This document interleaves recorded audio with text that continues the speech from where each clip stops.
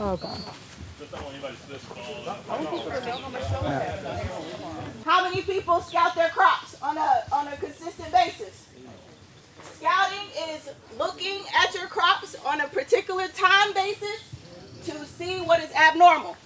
If there are any pests on your plants, if your plants look sick, that's scouting. You need to make sure, instead of planting your plants and letting them just be, you gotta put your eyes on your plants to make sure there's nothing abnormal going on.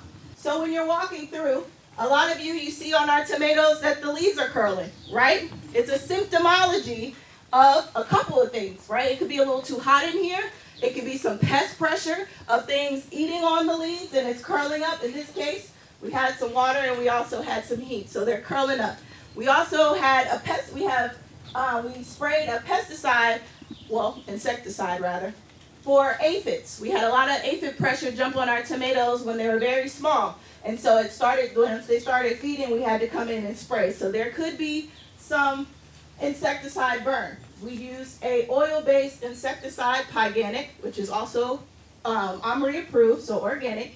But depending on when you spray, it may heat up in here and burn the leaves of the plant. So when you're scouting, you have to look at the entire plant, okay? Figure out your bases, plants in here, rows in here, your spacing. Make sure you can get your eyes on as many plants as possible. Check the entire plant, whole plant when you're scouting. That's top, middle, bottom, okay? If something looks a little strange to you, you may have to pull out a plant and check the roots, because we do have nematode pressure and we do have soil-borne diseases. There are other soil-borne diseases that you can get in a high tunnel. Fusarium wilt. Anybody dealt with Fusarium wilt on tomatoes? That is also a soil-borne disease, but it is fungal. It is a fungal disease. There's also viruses that tomatoes can get that are spread by aphids.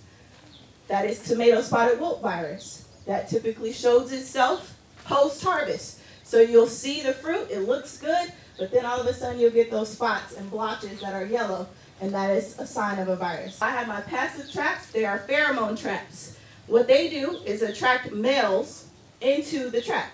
When you have no males in the system, what happens? No females can mate.